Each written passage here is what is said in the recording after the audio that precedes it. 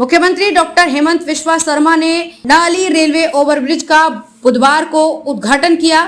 मुख्यमंत्री ने कहा कि आज का दिन जोरहाट के लिए ऐतिहासिक है। नाली ओवरब्रिज का निर्माण 87 करोड़ रुपए की लागत से किया गया है। जोरहाट में नए एयरपोर्ट के निर्माण को लेकर निर्माण के लिए 156 करोड़ रुपए मंजूर किए गए हैं। 25 चाय बागानों को 50 करोड़ रुपए की आर्थिक सहायता प्रदान की जाएगी। 2 नए ओवरब्रिज की भी घोषणा की है। 83 करोड़ की लागत से चिनामारा में रेलवे ओवरब्रिज का निर्माण किया जाएगा। वहीं बरुआ 4 आली से भोगदोई पुल तक के फ्लाईओवर का निर्माण अगले 6 महीने में शुरू कर दिया जाएगा। मुख्यमंत्री कहा कि जोरहाट व गुवाहाटी के बीच पर्यटन विभाग ने रोजाना विमान सेवा चलाने की तैयारी की है। सरकार इस पर सब्सिडी देगी। डॉक्टर हेमंत बिस्वा शर्मा ने द अली रेलवे ओवरब्रिज पर जल जीवन मिशन के तहत जिले की 60 परियोजनाओं का बुधवार को उद्घाटन किया। मुख्यमंत्री ने उद्घाटन के साथ ही जिले को कई योजनाओं की सौगात दी। उन्होंने रोरिया एयरपोर्ट के नए टर्मिनल को जोड़ने वाली सड़क व अमृत जल योजना का बटन दबाकर शिलान्यास किया। इस मौके पर उपस्थित विशाल जनसभा को संबोधित करते हुए मुख्यमंत्री ने कहा कि आज का दिन जोरहाट के लिए ऐतिहासिक है। जोरहाट निरंतर विकास के पथ पर आगे बढ़ रहा है। अहोम काल की अंतिम राजधानी जोरहाट का एक गौरवमय इतिहास है। डॉक्टर शर्मा ने कहा कि नाली ओवर ब्रिज का निर्माण 87 करोड़ रुपए की लागत से किया गया है। इसमें 19 करोड़ की राशि जमीन मालिकों को मुआवजा के रूप में दी गई है। जोरहाट में नए एयरपोर्ट के निर्माण को लेकर निर्माण के लिए 156 करोड़ रुपए मंजूर किए गए हैं। 140 करोड़ रुपए जमीन अधिग्रहण का मुआवजा, 12 करोड़ रुपए सड़क निर्माण तथा 13 करोड़ बिजली व्यवस्था के लिए दिए गए हैं। उन्होंने कहा कि राज्य सरकार पर्यटन के विकास पर विशेष जोर दे रही है। पिछले 1 वर्ष में पर्यटकों की संख्या में 527% की वृद्धि हुई है।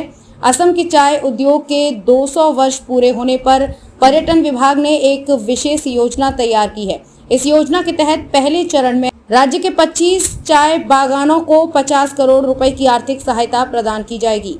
इस राशि का इस्तेमाल बागान के बंगलों को टूरिस्ट लॉज के रूप में विकसित करने पर खर्च किया जाएगा।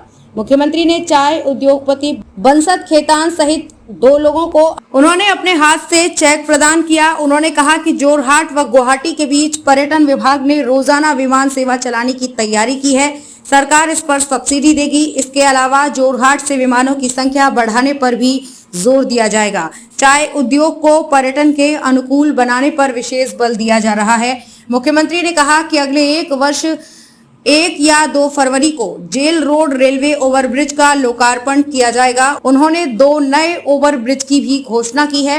83 करोड़ की लागत से चिनामारा में रेलवे ओवरब्रिज का निर्माण किया जाएगा। इसका काम अगले 1 महीने में शुरू होगा। वहीं बरुआ 4 आली से भोगदोई पुल तक के फ्लाईओवर का निर्माण अगले 6 महीने में शुरू कर दिया जाएगा। उन्होंने कहा कि फ्लाईओवर के निर्माण के चलते आम लोगों को परेशानी उठानी पड़ती है, मगर निर्माण कार्य पूरा होने पर लोगों को आनंद की अनुभूति होती है।